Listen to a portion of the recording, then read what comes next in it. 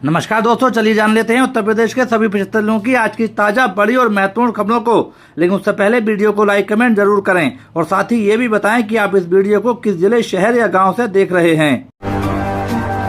UP के 4 जिलों की ग्राम पंचायतों में होने जा रही बड़ी पहल, गांव-गांव जाएंगी कमिश्नर। उत्तर प्रदेश के 4 जिलों की ग्राम पंचायतों में बड़ी पहल होने जा रही है। मंडलायुक्त दुर्गा शक्ति नागपाल द्वारा ग्रामीणों के साथ खुली चौपाल में उनकी समस्याओं को सुना जाएगा और मौके पर मौजूद अधिकारियों द्वारा समस्या का तत्काल योगी सरकार जन कल्याणकारी योजनाओं का लाभ हर व्यक्ति तक पहुंचाने के लिए देवीपाटन मंडल के 4 जिलों गोंडा, बहराइच, बलरामपुर और श्रावस्ती में ग्राम पंचायत स्तर पर संध्या सम्मान कार्यक्रम की बड़ी पहल करने जा रही है। इसकी शुरुआत 8 मई को श्रावस्ती की एक ग्राम पंचायत से की जाएगी। गाँव में संध्या सम्मान कार्यक्रम के तहत देवीपाटन मंडलायुक्त दुर्गा शक्ति नागपाल द्वारा ग्रामीणों के साथ खुली चौपाल में उनकी समस्याओं को सुना जाएगा और मौके पर मौजूद अधिकारियों द्वारा समस्या का तत्काल समाधान किया जाएगा। इसके अलावा योगी सरकार की जन कल्याणकारी योजनाओं से वंचित लोगों को लाभ देने के लिए मंडलायुक्त के निर्देश पर ग्राम पंचायत में शिविर भी लगाया जाएगा, जहां तत्काल योजनाओं को लाभ दिया जाएगा। देवीपाटन मंडलायुक्त दुर्गा शक्ति नागपाल ने बताया कि मुख्यमंत्री योगी आदित्यनाथ के विजन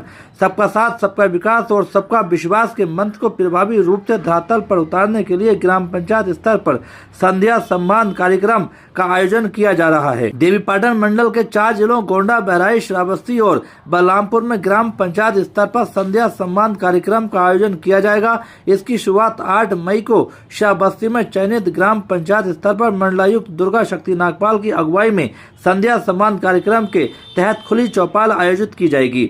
सम्मान कार्यक्रम में ग्रामीणों से सीधा सम्मान स्थापित किया जाएगा। ग्रामीण अपनी समस्याएं, सुझाव और अनुभव सीधे प्रशासन के सामने रख सकेंगे। इससे न केवल समस्याओं का त्वरित समाधान होगा बल्कि योजनाओं के क्रियान्वयन में आ रही बाधाओं की भी पहचान की जा सकेगी। विशेष शिविर में सरकारी योजनाओं का मौके पर ही दिया जाएगा लाभ। मंडलायुक्त दुर्गा शक्ति ने बताया कि चयनित ग्राम में 1 दिवसीय विशेष शिविर का आयोजन भी किया जाएगा, जहां पात्र व्यक्तियों को विभिन्न सरकारी योजनाओं का लाभ मौके पर ही प्रदान किया जाएगा, जिससे उन्हें सरकारी योजनाओं का लाभ पाने के लिए बार बार कार्यालयों के चक्कर नहीं लगाने पड़ेंगे। ये भी सुनिश्चित किया जाएगा कि जनप्रतिनिधियों की उपस्थिति में योजनाओं का पारदर्शी तरीके से वितरण किया जाए। इसके अलावा श्रावस्ती में 8 मई को सुबह 10 बजे से 12 बजे तक जनसुनवाई की जाएगी। इसके बाद दोपहर 12 बजे से 1 बजे तक विभिन्न विभागों के कर्मचारियों और पेंशनरों, विशेष रूप से वरिष्ठ नागरिकों की विभागीय और पेंशन संबंधी समस्याओं का निस्तारण किया जाएगा।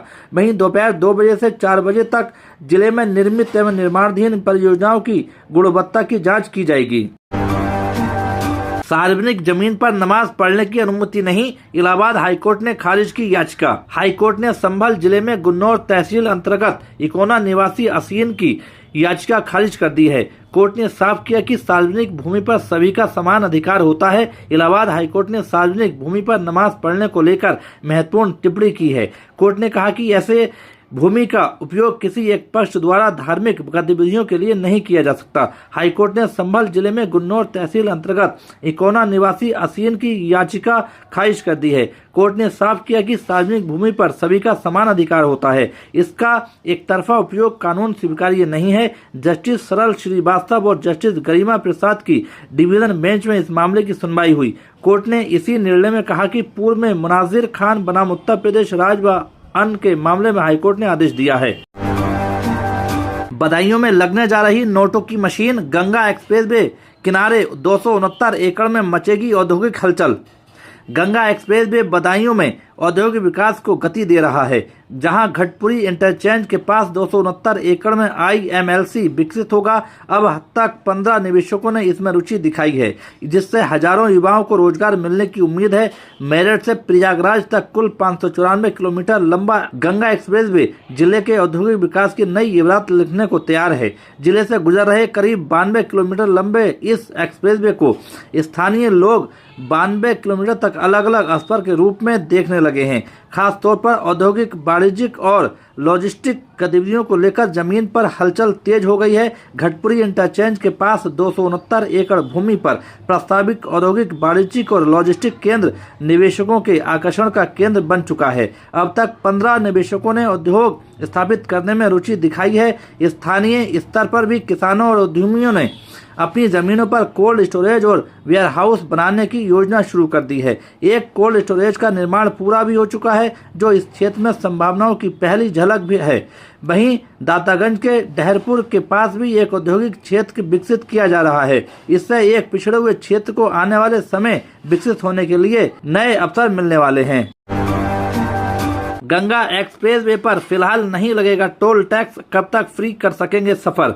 उत्तर प्रदेश के गंगा एक्सप्रेसवे की शुरुआत हो चुकी है। अगर आप इस पर लगने वाले टोल को लेकर सोच रहे हैं तो अभी आपको कोई चार्ज नहीं देना होगा, यानी फिलहाल इस एक्सप्रेसवे पर कोई टोल नहीं लगेगा। आप इस पर टोल फ्री सफर कर सकते हैं। हालांकि ये फ्री सर्विस ज्यादा दिनों के लिए नहीं है। आइए जानते हैं इससे जुड़ी खास बातें। उत्तर प्रदेश के बहुप्रतीक्षित गंगा एक्सप्रेसवे की शुरुआत हो चुकी है। हालांकि कई लोगों का सवाल है कि इस पर टोल कितना लगेगा। इस एक्सप्रेसवे पर फिलहाल वाहन बिना टोल दिए दौड़ेंगे। टोल दरें तय कर दी गई हैं, लेकिन वसूली शुरू होने में अभी करीब 15 दिन का समय लग सकता है। 15 दिन बाद टोल शुरू किया जाएगा, जिसको लेकर यूपीडा ने इसके लिए निर्देशित किया है। एक्सप्रेसवे पर वाहनों के लिए अधिकतम स्पीड लिमिट 120 किलोमीटर प्रति घंटा तय की गई है। बैंक खाता धारक बेखबर, करोड़ों का स्कैम, कानपुर पुलिस ने किया भंडाफोड़। म्यूल अकाउंट असल में आज के समय में डिजिटल फ्रॉड इकोसिस्टम का अहम हिस्सा है। कई लोग होते हैं जिनको पता ही नहीं होता है कि उनके नाम से कोई बैंक खाता है और उसमें साइबर ठगों का पैसा ट्रांसफर हो रहा है। आइए म्यूल अकाउंट का मायाजाल जानते हैं। उत्तर भारत का मैनचेस्टर कहे जाने वाला शहर कानपुर में पुलिस ने बड़ा एक्शन लिया है और एक हाईटेक साइबर गैंग का भंडाफोड़ किया है। पुलिस ने 8 लोगों को गिरफ्तार किया है, जिसमें 5 बैंक कर्मचारी भी शामिल हैं, जिन पर आरोप है कि वह म्यूल अकाउंट की सुविधा देते थे। पुलिस ने बताया कि ये गैंग म्यूल अकाउंट का इस्तेमाल हवाला ट्रांजैक्शन में करता था, जिसकी कीमत करीब करोड़ों में है। अब सवाल आता है कि म्यूल अकाउंट क्या होते हैं और ये आम लोगों के लिए कैसे खतरनाक हैं।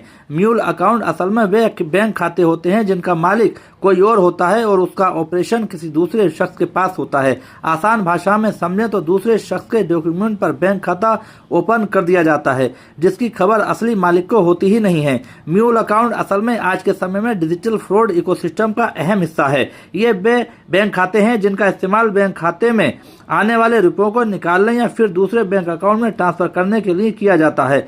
म्यूल अकाउंट से साइबर ठगों को फायदा। साइबर ठग असल में अपने ओरिजिनल बैंक खाते में रुपए ट्रांसफर नहीं कराते हैं, इसके लिए वे म्यूल अकाउंट का यूज करते हैं। ऐसे में वे पुलिस की पहुंच से दूर रहते हैं। चंदौली में पुलिस 121 चेहरों पर लाई मुस्कान, 36 लाख के गुम हुए स्मार्टफोन लोगों को सौंपे। उत्तर प्रदेश के चंदौली जनपद की पुलिस ने आधुनिक सर्विलांस और CER पोर्टल की मदद से गुम हुए 121 स्मार्टफोन बरामद किए हैं, जिनकी अनुमानित लागत लगभग 36 लाख रुपए है। पुलिस अधीक्षक आकाश पटेल के नेतृत्व में टीम ने विभिन्न क्षेत्रों से खोए हुए इन मोबाइलों को रिकवर कर उनके असली मालिकों को सौंपा। तकनीक के इस प्रभावी उपयोग और पुलिस की मुस्तैदी ने न केवल चोरी की घटनाओं पर लगाम लगाई है, बल्कि खोए हुए मोबाइल वापस पाकर नागरिकों के चेहरे पर खुशी भी लौट आई है। एक समय था जब मोबाइल फोन का खो जाना या चोरी होना उसे हमेशा के लिए खो देना जैसा था, लेकिन आज आधुनिक सर्विलांस तकनीकों ने इसे प्रदेश के चंदौली जनपद की पुलिस को बड़ी सफलता मिली है, जहां सर्विलांस टीम ने आधुनिक तकनीकों और पोर्टल का प्रभावी इस्तेमाल करते हुए कुल 121 स्मार्टफोन बरामद किए हैं। बरामद किए गए इन स्मार्टफोन्स की कुल अनुमानित कीमत लगभग 36 लाख रुपए है। पुलिस अधीक्षक आकाश पटेल ने बताया कि ये मोबाइल अलग अलग थाना क्षेत्रों से खोए या गिरे थे, जिन्हें बड़ी मशक्कत के बाद रिकवर किया गया। पुलिस लाइन सभागार में आयोजित एक कार्यक्रम के दौरान इन फोन्स को उनके असली मालिकों को सौंपा गया, जिससे लोगों के चेहरे पर खुशी लौट आई। जैसे जैसे मोबाइल उपयोगकर्ताओं की तादाद बढ़ रही है, वैसी घटनाओं में भी इजाफा हुआ है, लेकिन पुलिस की ये मुस्तैदी और नई तकनीक का उपयोग अब आम जनता के लिए काफी मददगार साबित हो रहा है। रसोई गैस हुई बेकाबू, 40 से 50 रुपए महंगा हो सकता है घरेलू सिलेंडर। जाने अपने शहर के दाम। आपके किचन का बजट बिगड़ने वाला है। सूत्रों की माने तो घरेलू LPG सिलेंडर की कीमतों में 40 से 50 रुपए की वृद्धि की संभावना है।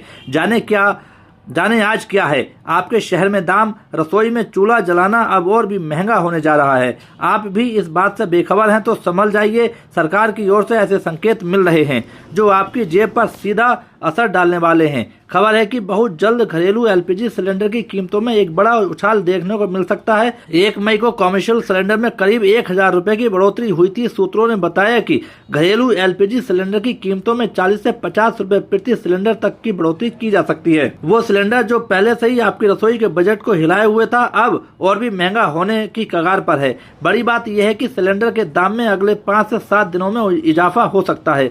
कमर्शियल के बाद अब घरेलू सिलेंडर की बारी है। दरअसल ग्लोबल मार्केट और कच्चे तेल की कीमतों में उतार चढ़ाव का सीधा असर डोमेस्टिक फ्यूल प्राइसेस पर पड़ता है। सरकारी सूत्रों का कहना है कि लागत और बिक्री के बीच बढ़ते अंतर को पाटने के लिए ये फैसला लेना मजबूरी बनता जा रहा है।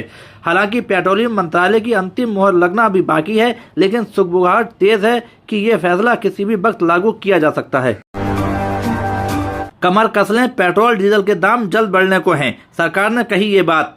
सरकारी सूत्रों ने बताया है कि भविष्य में पेट्रोल डीजल के दाम में बढ़ोतरी से इनकार नहीं किया जा सकता। ऐसा इसलिए है क्योंकि वैश्विक कच्चे तेल की कीमतों में भारी बढ़ोतरी हो रही है। आपकी जेब पर महंगाई का एक और बड़ा बम फूटने वाला है। देश में पेट्रोल और डीजल के दाम बढ़ने वाले हैं। सरकारी सूत्रों ने संकेत दिया है कि निकट भविष्य में पेट्रोल और डीजल की कीमतों में भारी बढ़ोतरी से इनकार नहीं किया जा सकता। यानी पिछले 4 सालों से जो कीमतें स्थिर थीं, अब वे आपके बजट को बिगाड़ने के लिए तैयार खड़ी हैं। समाचार एजेंसी पीटीआई से सरकारी सूत्रों ने कहा है कि अमेरिका और ईरान के बीच बढ़ती जंग और शांति वार्ता रुकने की वजह से वैश्विक तेल बाजार में हड़कंप मचा हुआ है। अंतर्राष्ट्रीय कच्चे तेल की कीमतें इस बार $126 प्रति बैरल के 4 साल के उच्चतम स्तर तक पहुंच गई हैं। अब पूरी दुनिया की नजरें स्ट्रेट ऑफ हॉर्मुज पर टिकी हैं। दरअसल सरकारी तेल कंपनियों का नुकसान अब बर्दाश्त से बाहर होता जा रहा है। पिछले 4 सालों से खुदरा कीमतें स्थिर रखी गई थी, लेकिन अब हालात बदल चुके हैं। तेल मंत्रालय के अधिकारियों के मुताबिक कंपनियों को पेट्रोल पर करीब 20 रुपए और डीजल पर लगभग 100 रुपए प्रति लीटर का घाटा हो रहा है। कच्चा तेल जो पिछले साल $70 था, अब $114 के पार है। इससे पहले अनुमान लगाया गया था कि देश में तेल की कीमतों में 25 से 28 रुपए प्रति लीटर तक उछाल आ सकता है। हालांकि इन खबरों को सरकार ने सिरे से खारिज कर दिया था। हाल ही में इंडियन ऑयल कॉरपोरेशन ने उद्योग की ओर से एक बयान जारी करते हुए कहा था कि अंतर्राष्ट्रीय ऊर्जा लागत में भारी बढ़ोतरी के बावजूद पेट्रोल, डीजल और घरेलू एलपीजी की दरों में कोई बढ़ोतरी नहीं की जा रही है। चलिए दोस्तों, आज के लिए इतना ही। उत्तर प्रदेश की सभी खबरों को जानने के लिए बने रहिए हमारे चैनल द यूपी न्यूज 92 में।